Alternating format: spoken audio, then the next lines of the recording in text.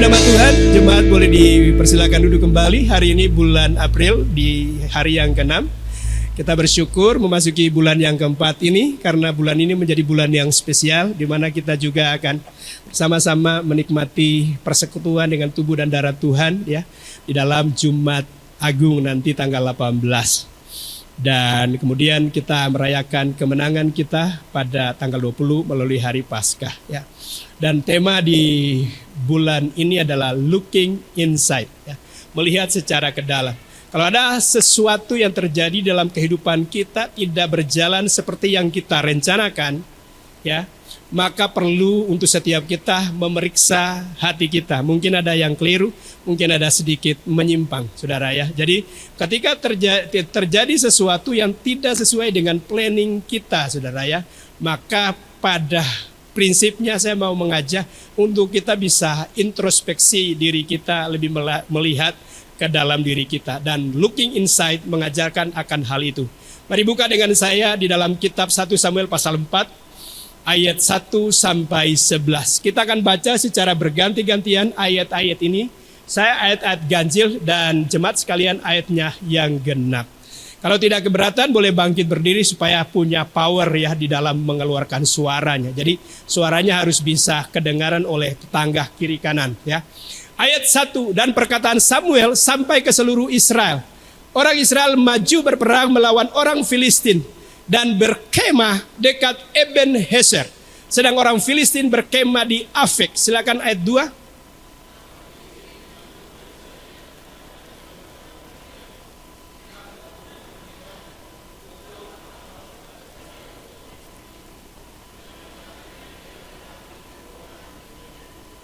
Ayat 3, ketika tentara itu kembali ke perkemahan, berkatalah para tua-tua Israel, mengapa Tuhan membuat kita terpukul kalah oleh orang Filistin pada hari ini? Marilah kita mengambil dari Silo tabut perjanjian Tuhan supaya ia datang ke tengah-tengah kita dan melepaskan kita dari tangan musuh kita. Silakan ayat 4.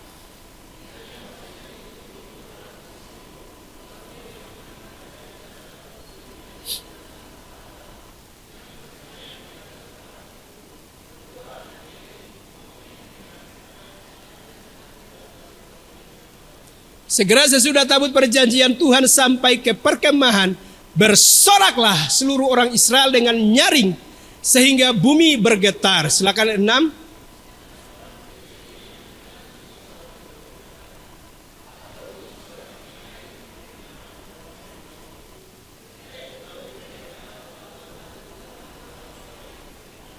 Ayat 7. Ketakutanlah orang Filistin sebab kata mereka, Allah mereka telah datang ke perkemahan itu. Dan mereka berkata, celakalah kita sebab seperti itu belum pernah terjadi dahulu. Silakan 8.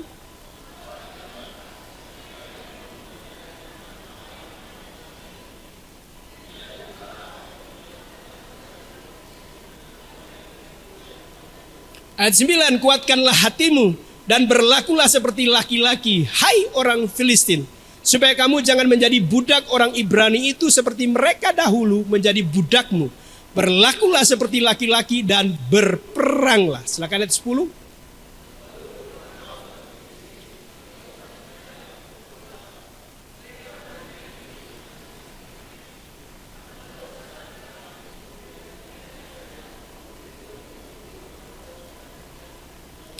Ayat 11 bersama-sama. Lagi pula tabut Allah dirampas dan kedua anak Eli, Hofni dan Pinehas tewas.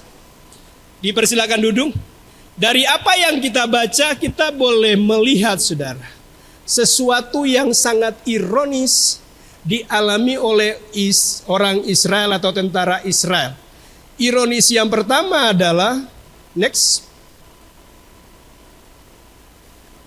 Orang Israel itu berkemah di Ebenezer, tapi tidak mengalami pertolongan Tuhan, saudara ya.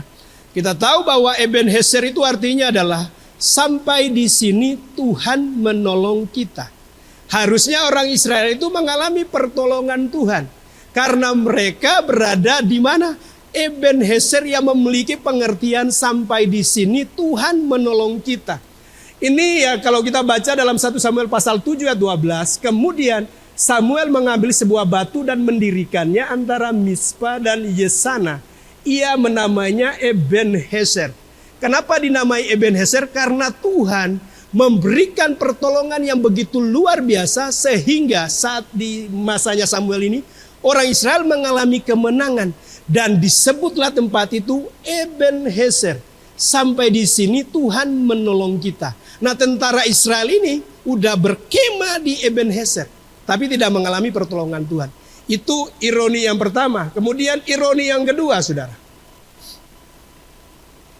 Orang Israel itu bersorak dengan nyaring, tapi tidak ada kuasanya.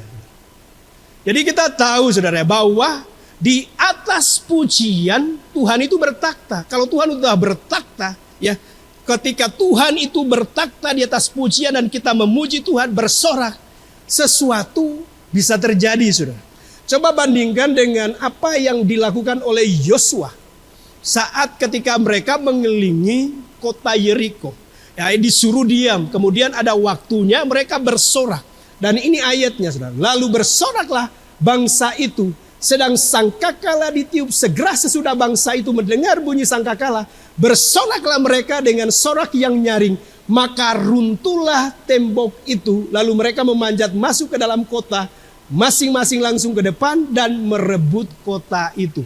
Jadi ketika Yosua itu menyuruh orang Israel, tentaranya itu bersorak, temboknya langsung runtuh.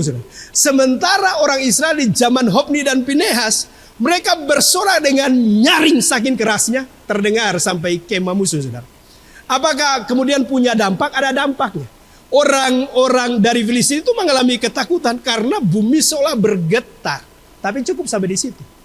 Jadi hanya karena volume power daripada suara mereka membuat orang Filistin itu mengalami ketakutan. Tapi mereka menguatkan, saudara, diberikan semangat. Semangat mereka adalah supaya mereka tidak diperbudak oleh orang Israel. Makanya mereka mau berperang daripada kemudian dijadikan budak. Lebih baik berperang sekalipun nanti mungkin gugur dalam medan pertempuran. Maka mereka diberikan sebuah semangat, ya, jadilah laki-laki, saudara, ya. Dan kemudian jangan takut, harus bisa berperang agar jangan menjadi budak. Tapi tidak ada kekuatan daripada sorakan orang Israel, saudara. Coba kalau kita lihat, ya, di dalam kisah yang lain, saat Yosafat, saudara, menyanyikan nyanyian pujian, yang terjadi adalah Tuhan berperang buat Yosafat. Sehingga musuhnya Bani Amon, Moab, dan orang-orang Meonim saling, saudara, bunuh-bunuhan, saudara, sampai semuanya habis. Kemudian ironi yang ketiga, saudara. Ada tabut Tuhan, ya, tapi tidak ada penyertaan Tuhan.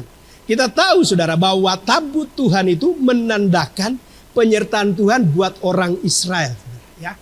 Jadi tabut itu, ya, biasa ditaruh di rumah Tuhan di bagian yang paling belakangnya, saudara, ya. Jadi mulai dari pelataran, kemudian ada ruang kudusnya, kemudian ada ruang maha kudus, ya. Di ruang maha kudus, perlengkapan yang ditaruh itu hanya tabut Tuhan. Yang di dalamnya berisi apa, saudara? Berisi mana, kemudian berisi 2 loh batu yang merupakan hukum daripada Tuhan, ya, 10 hukum Tuhan, dan kemudian tongkat dari Harun yang bertunas atau yang berbunga. Dan Tuhan itu akan menyampaikan pesannya buat orang Israel melalui itu, saudara, ya. Melalui tabut perjanjian yang ada 2 sayap daripada kerub, ya. Dan dari bagian tengah itu Tuhan akan menyampaikan pesannya. Jadi tabut itu merupakan suatu pertanda kehadiran Tuhan. Tabutnya di bawah, Tuhan yang gak ada. Jadi tabut itu hanya menjadi semacam jimat buat orang Israel.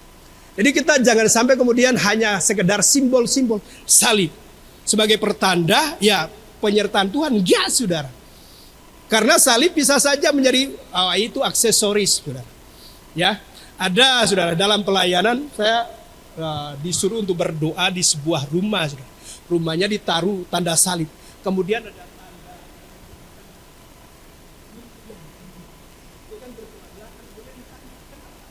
supaya ini menjadi tameng, saudara, ya. Menjadi tameng. Jadi kalau ada kekuatan kuasa gelap gitu, ya sudah akan mental, saudara, nggak akan masuk. Lah itu kan cukup salib aja. Kalau kemudian lo percaya yang kan harus percaya bahwa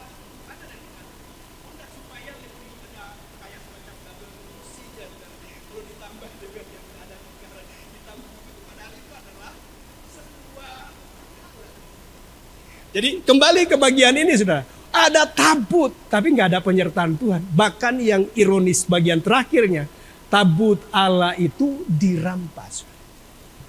Nah, apa yang perlu untuk menjadi sebuah refleksi buat kita saudara adalah kita harus bisa melihat kenapa terjadi seperti itu. Kita berharap bahwa Tuhan akan selalu menyertai kita. Amin saudara. Bahwa Tuhan akan selalu menolong kita.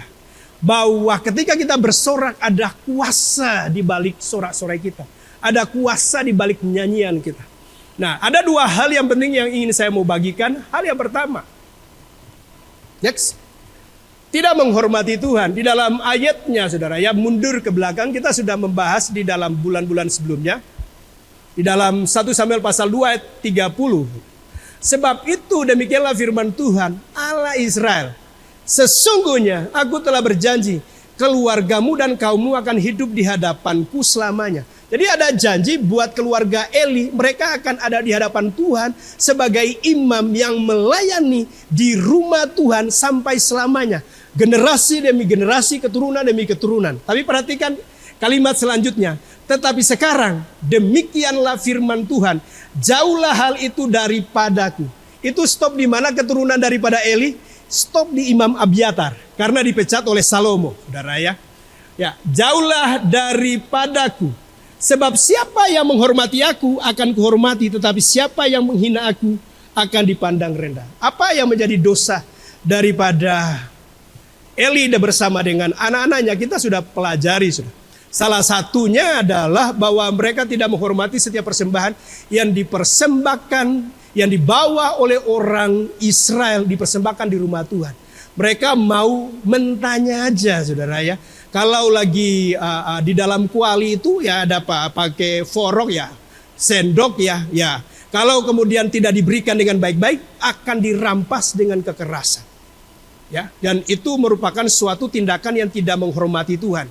Dan Elinya saudara menikmati akan hal itu. Karena kalau balik mundur di dalam ayat-ayat sebelumnya, Tuhan itu sendiri berkata bahwa mereka ya Pinehas, Hofni termasuk Eli saudara menggemukkan dirinya dengan korban sajian umat. Nah, kata menggemukkan diri itu menjadi sebuah tanda awas dan peringatan keras buat saya saudara. Jangan sampai saya menikmati ya setiap persembahan daripada jemaat dengan menggemukkan diri. Postur saya ini gemuk apa langsing saudara? Coba yang bilang gemuk saudara, boleh angkat tangan. Ini berarti jujur. Paul aja ngomong dedinya gendut saudara. Dedinya gendut. Saya tahun 2001 berat badan saya 51. Gak percaya. 51. Itu setelah menyelesaikan The School of X di Ungaran Semarang. Kemudian 10 tahun berikutnya berat badan saya naik 15 kg. Cukup signifikan di 66. Kemudian ke Tomohon ini saudara, ke Tondano ya. Ke Tondano kemudian ke Tomohon ya. Begitu sampai di Tondano sini berat badannya naik 6 kilo jadi 72. Kemudian jadi stabil karena setelah itu kan pindah di Tomohon saudara. Di Tomohon itu sekalipun makan banyak kerjanya juga ekstra saudara ya. Karena kan halamannya itu begitu luas, maka kemudian memaras, mencangkul, membersihkan, menyapu, mengepel saudara, menjadi bagian hari-hari. Sehingga cukup stabil di angka 72. Begitu tahun 2020 balik kembali ke tempat itu naik lagi saudara. Sampai menyentuh 78. Wah, berat sekali saudara, 78. Ya saya sampai ngomong itu adalah sebuah mujizat kalau orang hamba Tuhan di Tondano ini kemudian tidak naik berat badannya. Mujizat sudah. Kalau tidak naik sudah. Kenapa? Karena pola daripada jemaat itu suka memberkati saudara. Ini satu minggu ini saya catat aja saudara. Hari minggunya kan ada mekan saudara ya. Jadi karena mekannya mulai jam 1, saya udah alas istilahnya, alas. Jadi makan.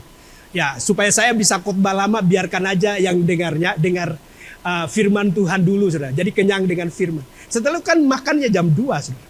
Dan itu karena hujan-hujan saudara ya. Jadi cocok dengan cuaca itu apa?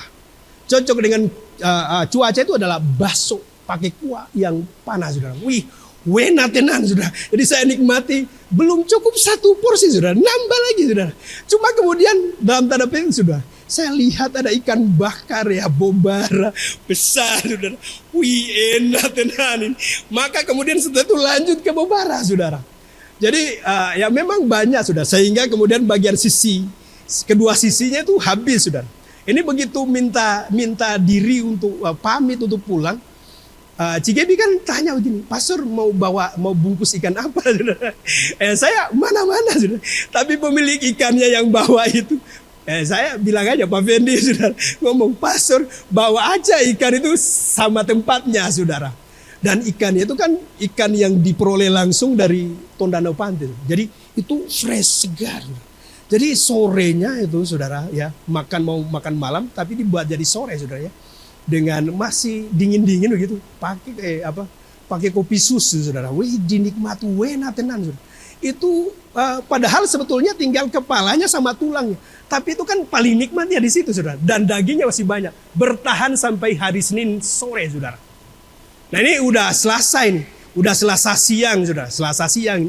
Saya terima WA yang di dalamnya ada foto saudara. Gambar makanan yang tersedia di atas meja. Sangat banyak, disertai dengan pesan, Pastor makan siang ding torang. Maka meluncurlah ke Kembuan saudara, atas undangan Pak Edwin saudara. Jadi menikmati makan siangnya, diundang saudara. Diundang, sayang kan kalau berkatnya lewat. Udah begitu mau permisi, ditambah bungkusan saudara. Jadi dibungkus ya, sekalipun itu adalah bagian makanan penutup. Tapi signifikan saudara, kalau untuk menambah berat badan. Ini Rabu sedikit jeda saudara. Kamis itu kemudian Edis ulang tahun. Maka pagi-pagi pergi. Dikasih kopi bersama penganan. Begitu pulang dikasih bungkusan lagi saudara. Itu Kamisnya. Kemudian Jumat itu Fei ulang tahunnya kan tanggal 2. Iya. Tapi kemudian dibuatnya hari Jumat. Sudah begitu minta diri, sudah makan yang enak. Minta diri ya kepada Geri, kepada Ivon. Sebentar Pastor, tunggu. Ternyata apa? Bungkusan saudara. Saya pikir ini seminggu ini udah selesai di hari Jumat. Hari Sabtu kemarin kan di tempat ini. Jadi yang tuan rumah siapa? Yang tuan rumah ya gereja. Gereja menyiapkan roti sih. Menyiapkan roti ya. Jadi begitu makan roti, tiba-tiba Pak Fendi sama Cidori ngajak, yuk makan siang. Ya sudah makan siang. Teman saya kan sampai ngomong begini.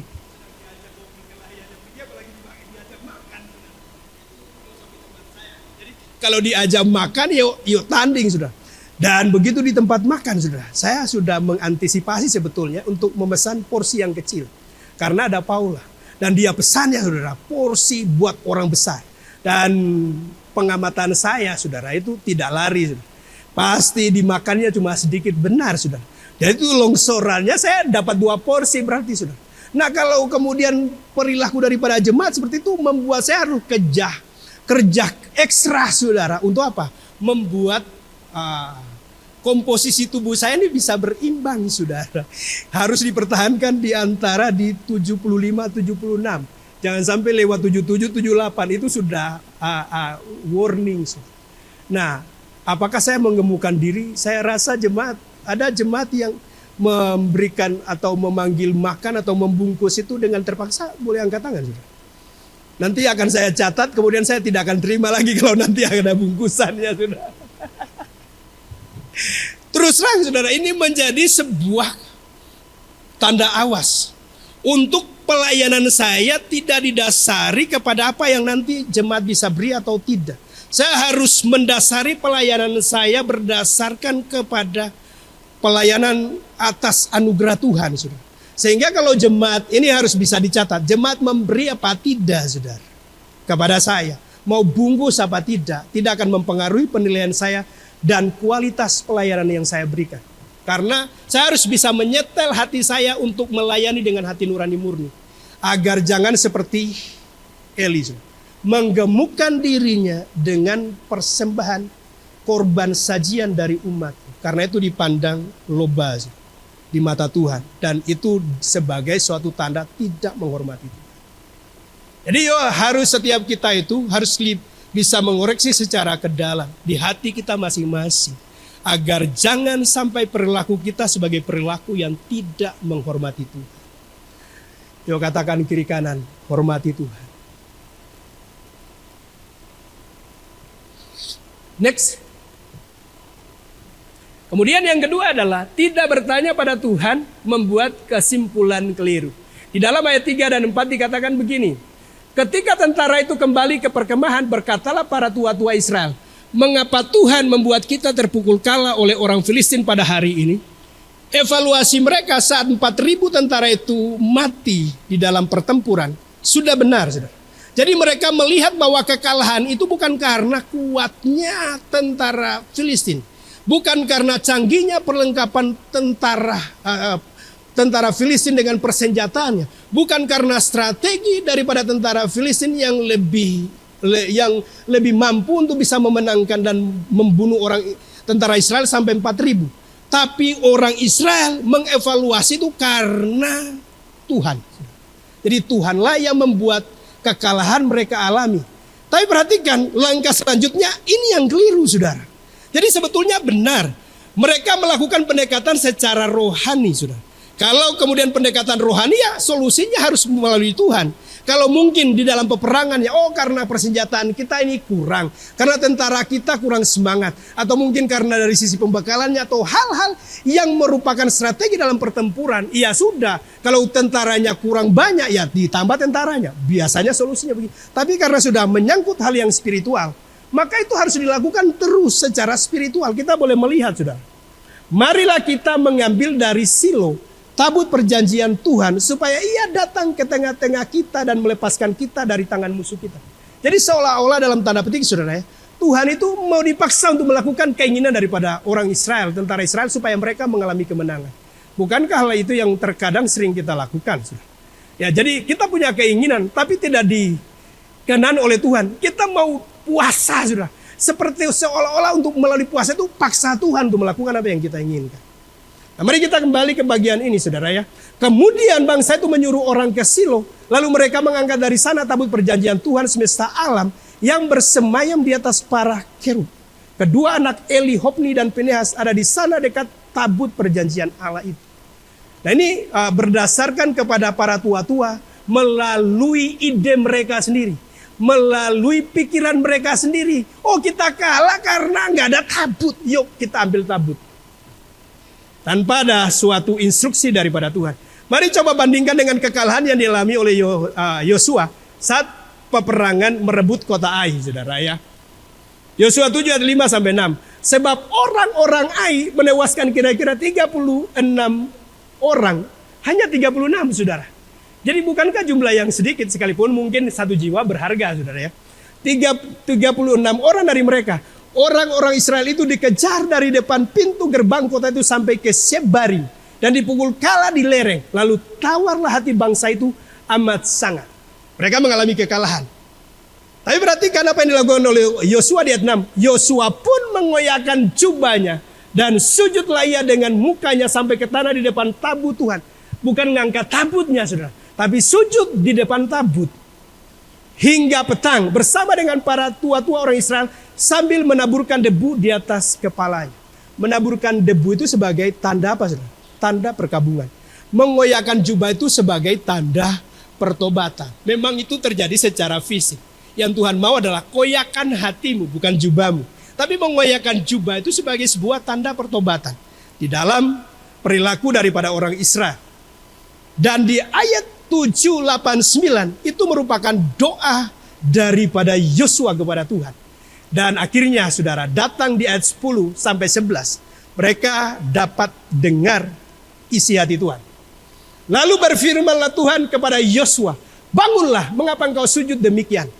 Ini penyebabnya, saudara. Orang Israel telah berbuat dosa. Jadi selama dosa itu ada, orang Israel akan membelakangi musuhnya.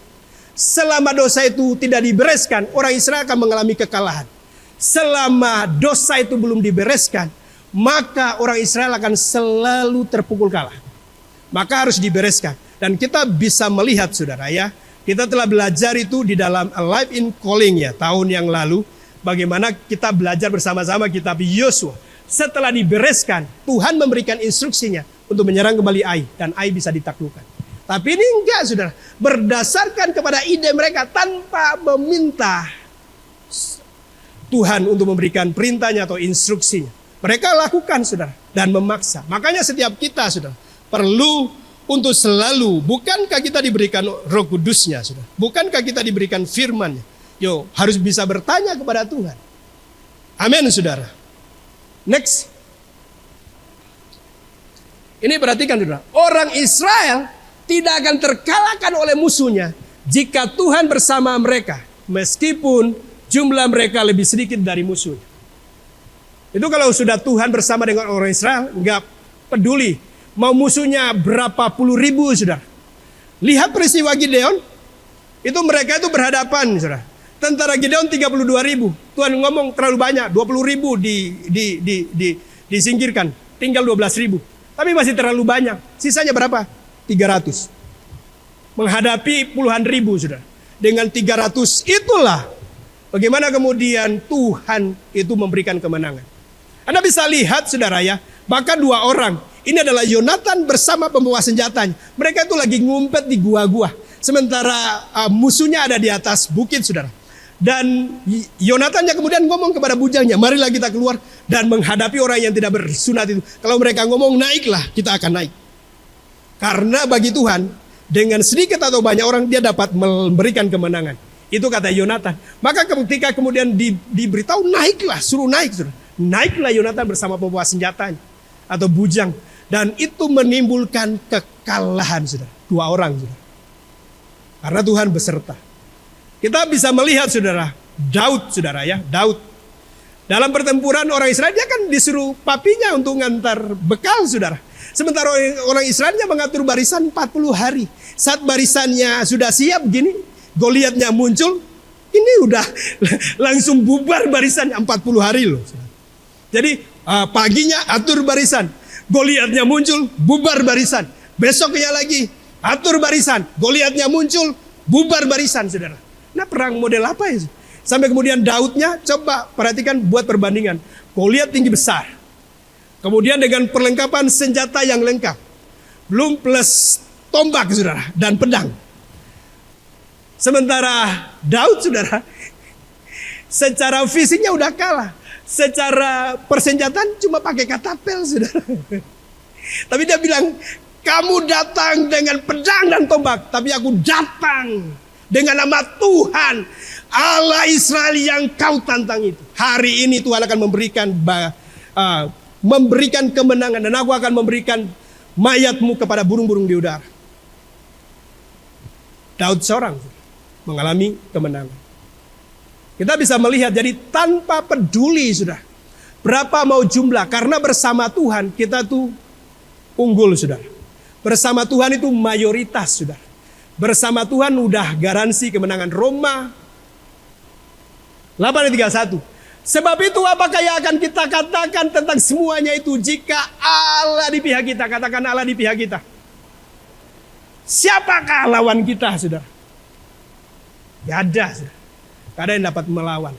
Makanya begini, saudara, untuk orang Israel itu mendapatkan kemenangan, hati mereka itu bisa nyantol kepada Tuhan. Tapi kalau mau kalah, mereka dibuat untuk berdosa atau menyimpang kepada Tuhan.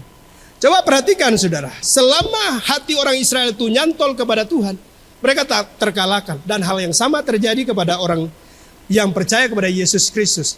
Kita bisa melihat peristiwa ketika Balak bin Sipor, dia tahu bahwa apa yang dilakukan oleh orang-orang Israel kepada bangsa Amorin, mereka mengalami kemenangan. Dan ini ya, Balak bin Sipor ini adalah panglima atau raja daripada Moab. Mengalami ketakutan, makanya dia upahi Bileam bin Peor, saudara. Untuk apa? Ngutuki, saudara. Ngutuki orang Israel. Tapi yang keluar apa? Berkat, saudara. Jadi mau dikutuki keluar berkat. Nah, akhirnya, saudara, kita mendapati, saudara, sebuah kisah yang ditulis di dalam Bilangan. Bagaimana Bileam itu memberikan nasihat kepada Balak supaya membuat orang Israel itu berpaling daripada Tuhan. Karena Israel tetap sebagai diberkati. Jadi ketika diberikan nasihat supaya perempuan-perempuan Moab keluar untuk berzina dengan laki-lakinya Israel. Dan Tuhan sendiri yang menjadi musuh. Itu dihajar habis. Karena apa? Hatinya yang melenceng dari Tuhan. Jadi penting sekali untuk menjaga hati kita itu supaya bersih di hadapan Tuhan. Nah, ini yang tidak dilakukan oleh Imam Eli. Jadi mari setiap kita boleh melihat kalau kita mengalami kekalahan. Kalau planning atau usaha kita yang kita rencanakan sepertinya mengalami sesuatu yang seperti yang tidak kita rencanakan. Mungkin ada hal di luar daripada strategi, mungkin di dalam menjalankan usaha atau pekerjaan kita, di luar daripada itu. Coba mungkin bisa periksa hati kita. Apakah kita ini menjadi orang yang taat kepada perintah Tuhan apa tidak. Amin, saudara. Karena Tuhan adalah Tuhan yang kerinduan adalah kepingin untuk memberkati setiap kita. Sedangkan anaknya yang tunggal aja dia mau berikan. Amat terlebih hal-hal yang berkaitan dengan kebutuhan-kebutuhan lahiriah. Amin, saudara. Yuk, karena itu penting buat setiap kita untuk lebih mengoreksi diri kita. Amin ya. Next, sebuah quote. Kesalahan dari banyak orang yaitu terlalu sibuk melakukan apa yang tidak diperintahkan Tuhan dan gagal melakukan apa yang diperintahkan Tuhan. Nah, mari kita lihat saudara ya, akibat daripada apa yang dilakukan oleh Eli bersama dengan kedua anaknya, saudara. Di poin yang terakhir.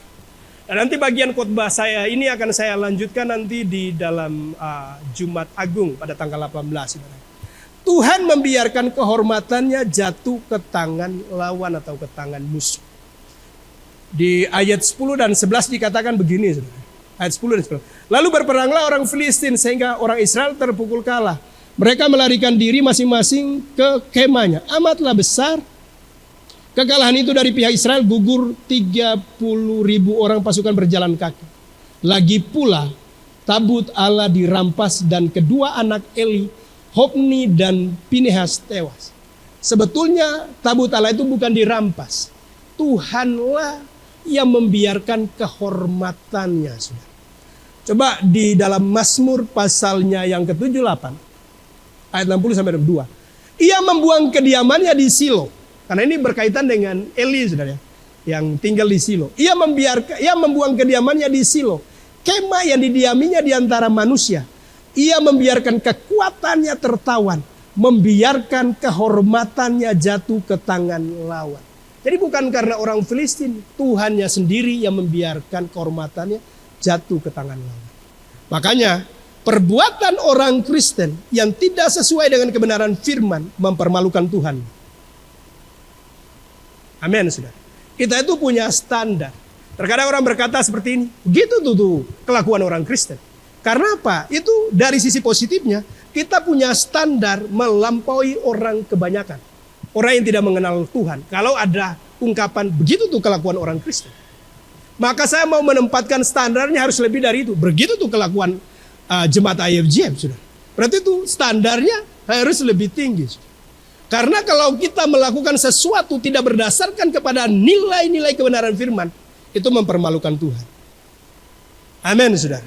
Jadi yuk mari tata kehidupan kita untuk berjalan seperti apa yang Tuhan kehendaki. Agar kita itu tidak mempermalukan Tuhan. Karena dia yang membiarkan kehormatannya jatuh ke tangan lawan. Ia membiarkan umatnya dimakan pedang dan gemaslah ia atas miliknya sendiri. Kalau Tuhan tidak menyertai, saudara, saya mau katakan, gak ada artinya, saudara, kita itu beribadah kalau gak ada Tuhan.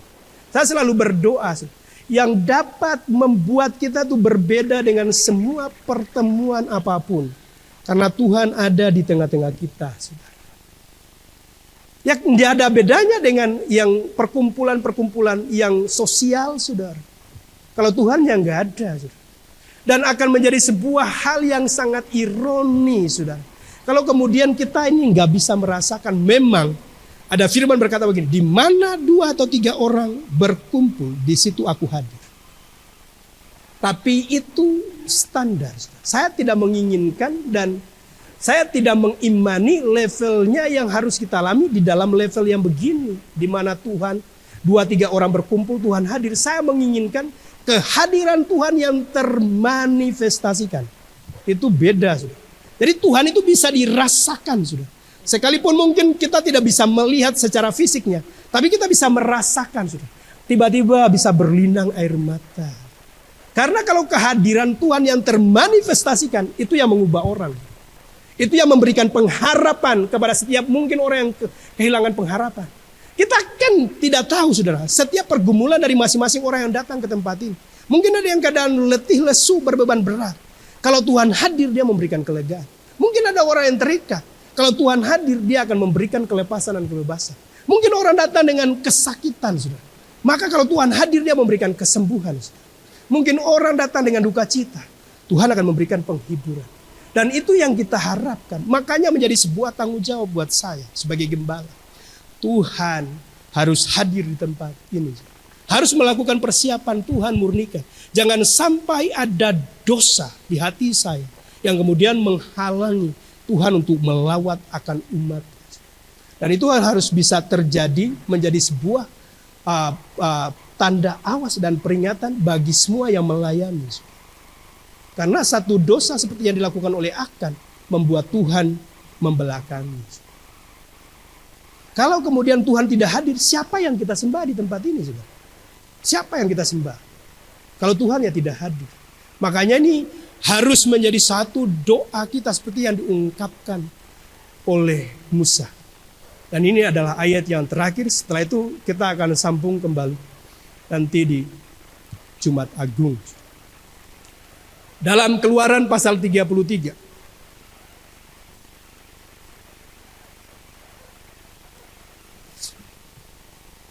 Next.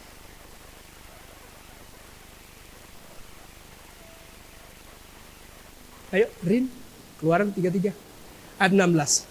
Dari manakah gerangan akan diketahui bahwa aku, ini merupakan seruan Musa, telah mendapat kasih karunia di hadapanmu, yakni aku dengan umatmu ini.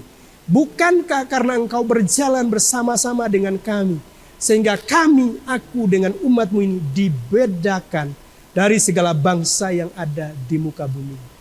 Jadi orang Israel itu menjadi istimewa karena Tuhan bersama-sama dengan mereka. Saat mereka itu berdosa dengan membuat suatu lembu yang mereka sembah dari emas, saudara, emas tuangan. Itu suatu dosa besar. Tuhan tidak akan menyertai. Dia suruh malaikat dengan sebuah jaminan. Mereka akan menang terhadap musuh. Nanti kelak mereka akan bisa masuk ke tanah perjanjian. Tapi Tuhan tidak menyertai, hanya malaikat. Nah ini kemudian seruan yang paling dalam dari Musa. Kalau aku mendapat kasih karunia, dari manakah kemudian orang akan tahu aku dan umatmu ini mendapat kasih karunia? Bukankah karena engkau menyertai kami? Bukankah karena engkau ada di tengah-tengah kami, sehingga membuat bangsa ini bisa dibedakan dengan bangsa yang lain? Maka ini harus menjadi seruan daripada setiap kita, supaya Tuhan itu tetap menyertai dengan jalan apa, menjaga kehidupan kita. Karena yang menjadi pemisah itu adalah dosa. Saat manusia itu berdosa, manusia pertama hilang kemudian dan terpisah hubungan. Tapi nanti di Jumat Agung saya akan bicara. Dia datang. Yesus datang untuk menebus dosa itu. Dia mau untuk melakukan pertukaran. Dia yang tidak berdosa dibuat menjadi berdosa. Dia rela untuk dipermalukan, kehilangan kehormatan, sampai ditinggalkan oleh Allah. Sebagai teriakan, Allahku, Allahku, mengapa engkau meninggalkan? Karena di momen itu seluruh dosa umat manusia ditimpakan kepada. Tapi dengan jalan itu, hubungan itu dipulihkan. Maka mari kita menghormati Tuhan. Amin, saudara. Mari kita senantiasa boleh meminta petunjuk-Nya agar jangan kita salah melangkah. Buatlah hati kita selalu berpaut kepada. Jangan condongkan hati kita ke yang lain. Maka mari kita menapaki perjalanan kehidupan kita di dalam tuntunan melalui kebenaran firman. Karena Tuhan telah memberikan Roh Kudus-Nya dalam hati kita. Amin, saudara. Mari bersama-sama bangkit berdiri. Dan setiap kita boleh merenungkan kebenaran. Kalau ada hal yang perlu untuk kita bereskan, yuk kita bereskan. Kalau ada hal yang perlu untuk kita koreksi di hati kita, kita koreksi. Tanpa kita mau melihat orang di samping kiri kanan kita. Kalau kita mau untuk bertobat, ini waktunya buat kita. Karena yang Tuhan ingini adalah pertobatan. Dan dia akan pulihkan. Seperti Yosua ketika dia bertobat. Menaruh abu di atas kepala. Mengoyakkan juga. Tuhan kemudian membereskan. Dan mereka mengalami anugerah. Sampai seluruh tanah yang dijanjikan itu bisa terwujud bagi orang Israel. Maka hari ini mari koyakkan hati daripada setiap kita. Karena Tuhan berkata, bukan soal persembahan. Persembahan itu enggak akan ada artinya kalau kemudian tanpa hati yang taat. Tuhan lebih mengingini ketaatan kita daripada korban sembelihan, daripada korban bakar. Dia mau hati yang rendah. Karena itu mari dalam 1 menit, 2 menit setiap kita boleh melihat ke dalam hati kita masing-masing.